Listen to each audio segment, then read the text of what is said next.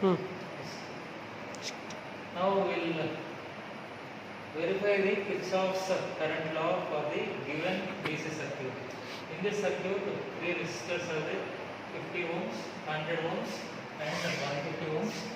And this whole circuit is connected across 0 to 30 volts RPS, regulated power supply. Kirchhoff's current law: the algebraic sum of currents entering the junction will be equal to algebraic sum of currents leaving the junction. Now, if you observe, this is the junction point here. The current that is entering the junction, let us assume this is the current that is coming here, is equal to I2, this current, plus this current. I1 equal to I2 plus I3. Now you want to find out the current through this particular resistor, means you should know the potential difference across this resistor. Now I am applying 30 volts here. This point is at 30 volts. We don't know the voltage at this point. Let us make it this voltage as, assume that at this junction A, the voltage is VA. Therefore, 30 minus VA is the potential difference across this resistor, divided by 50 ohms. We will get the current here. Now this is VA, and this point is ground, means it is at zero potential. VA minus 0 is VA. VA divided by the resistance is 100. I3, this is VA, and this point is again at 0 volts. So VA minus 0 is VA. VA divided by the resistance is 150.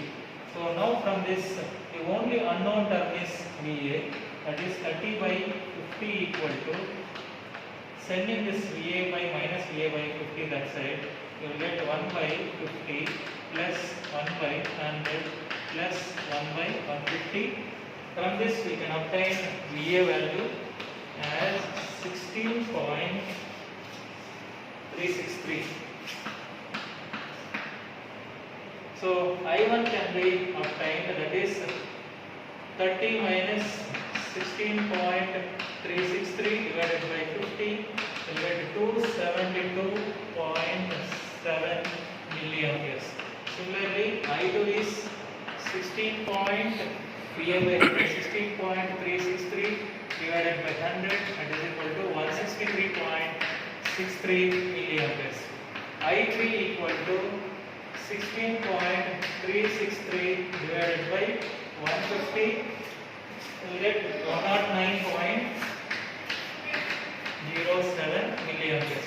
Now you can cross check the KCL statement, that is I1 equal to I2 plus I3. 163.63 plus 109.07 will be equal to 272.7. This is a theoretical calculations pertaining to 30 volts. Now we will see the experimental values. Start. Yes. This is RPS, that is voltage source 0 to 30 volts. R1 50 ohms rheostat, 100 ohms and 150 ohms. This ammeter 1, that is I1, ammeter 2 I2, ammeter 3 I3. Now we will connect the rig of the circuit. Positive to ammeter positive, ammeter negative to rheostat, and ending point of this rheostat to ammeter positive, ammeter negative to rheostat, rheostat ending point to the negative of the supply, and again ammeter positive, this is the junction point,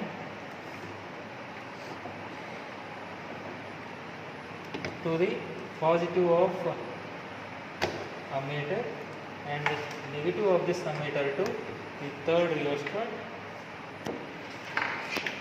and ending point of this rheostat to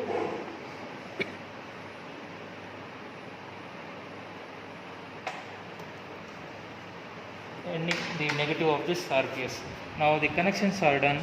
Now we will switch on the supply, apply 30 volts,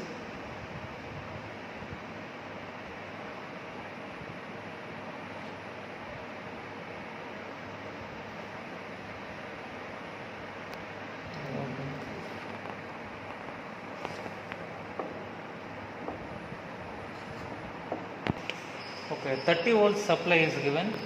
Now I1 records 250 milliamperes, I2 139 and I3 100 milliamperes.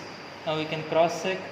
I1 should be equal to I2 plus I3. 140 plus 100 will get 240 milliamperes. This is how KCL is being verified. There is a small difference between practical values for 30 volts and theoretical values because of this resistance. The resistance will have a tolerance of plus or minus 5%. Therefore, that small change in the theoretical and experimental values has been observed. Thank you.